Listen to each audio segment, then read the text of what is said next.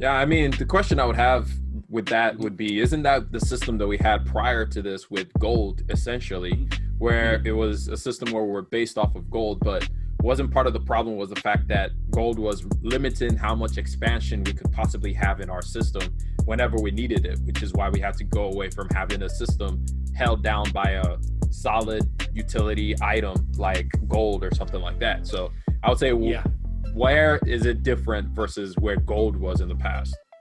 Yeah, so here's the thing about gold that should be obvious, but like it's hard to think out all of the ramifications. Yeah. Gold is actually physical, right? So, and that has tremendous consequences. So, in the way olden days, what they used to do was actually like trade with pieces of bullion or pieces of silver or whatever.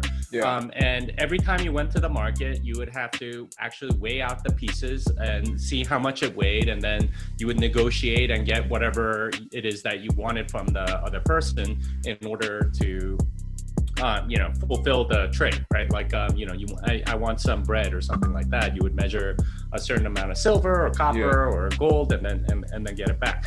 The problem there is that gold is not that divisible, right? Like, in order to right now, an ounce of gold is $1,800. So, like, to get like a Wonder Bread that's like $2, it's gonna be one thousandth of an ounce. Like, who's gonna have anything like that? So this is where sort of like coins came in, and this was essentially like some sovereign, usually like a king or something like that, that would figure out, okay, well, this coin is always going to weigh this much, and they stamped it as sort of like, okay, this is how you can know that this coin weighs this much, because you can trust me, who stamped it, as the one that actually certifies this. Yeah.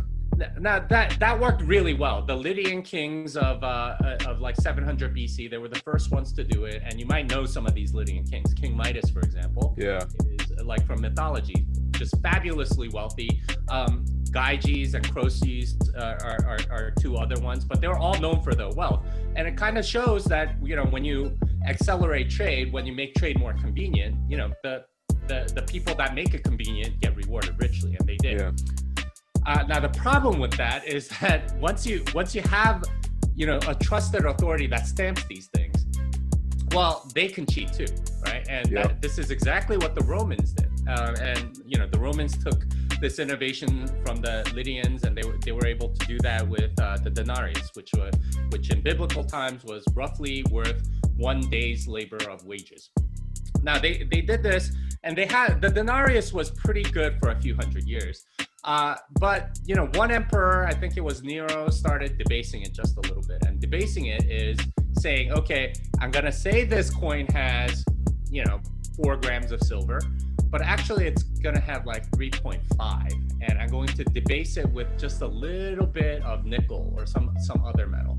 So the coin itself is not telling the truth anymore, and only the person that stamps it gets to sort of like get in on that grip. Now that happened over the next few hundred years. It got to the point where it got debased and debased and debased. By like 300 AD, Claudius II, like the coins in Rome literally just had a coating of silver. It was like silver covered, and it didn't have any silver in it at all, because you debase it enough, and like people stopped kind of using it, because it was like, okay, why am I using this? Because it's not worth anything. It's actually not that rare, and the government, the Roman government, can print as much as they want because it's kind of a cheap metal. So that ultimately kind of led to the fall of the Roman Empire, because they couldn't pay their soldiers. The soldiers didn't want this money, and all this other stuff. So that's all to say that, like, gold, all right. So the original question was, how is this different than gold, right? So in that way, like, because it's physical, the reason why it goes to this system is because there's a lot of verification that needs to take place, and usually what ends up happening is there's one trusted authority. that certifies that this is backed by something. So the U.S. dollar, from 1870 to like 1910 or something like that, used to be able to be converted for gold. So if you gave $20.67 to a bank and asked to have it converted to gold, they would have to give you 1 ounce of gold, and that's how much it was, $20.67. Now, at a certain point, the government wanted to spend more money than it had. And almost always that comes as a result of war, right? Like, wars are really expensive, especially wars in the 20th century. And every government in Europe, actually, during World War I was under the quote unquote gold standard, but they started printing more. So what did they do? Well, they make it so that you can't go and convert your currency for real gold anymore. This is what they call suspending convertibility. And instead, they'll just print more of the paper currency that represents that gold. And they did this so that they could, fund the war. Otherwise, they would have to tax the populace, in which case it would be massively unpopular. And the last thing any government wants to do is to, get out of power because the people revolt or something like that. But that's what they were faced with. And so World War I, which started out as Serbian separatists assassinating the Archduke Ferdinand of Austria, the heir to the Austro-Hungarian Empire, ended up becoming this massive thing because nobody wanted to back down. They could just pour more money into it by printing more of it, right? Money. And when the piper came to pay, they just said, well, no, you're not allowed to convert these to gold. So people started fleeing and things like that. It eventually led to World War II, where the same thing happened. And that's the weakness of gold, is its physicality.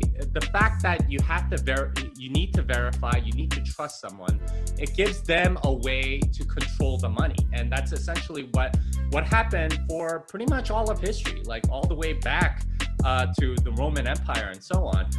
Everybody, if you can dip your hand in the cookie jar, it's only a matter of time before people start dipping their hand into the cookie jar. And this is the difference between gold and Bitcoin, is that no one can dip their hand into the cookie jar without everyone else seeing it and saying, all right, we're cutting that person off and continuing on as normal. And that's the key. That's the real secret sauce to Bitcoin and why it's such an amazing system compared to gold. I hope you enjoyed that little snippet of the Rambling Mind podcast. If you want more of the Rambling Mind podcast, or if you want to listen to the whole episode that you just heard, go check it out on any podcast listening platform, whether that be Anchor, Spotify, Google Podcasts, Apple Podcasts, Breaker, Stitcher. I could go on, but you guys already know which podcast you love to use to listen to. So go check it out. Link down in the description as well. I'm going to catch y'all later. Peace.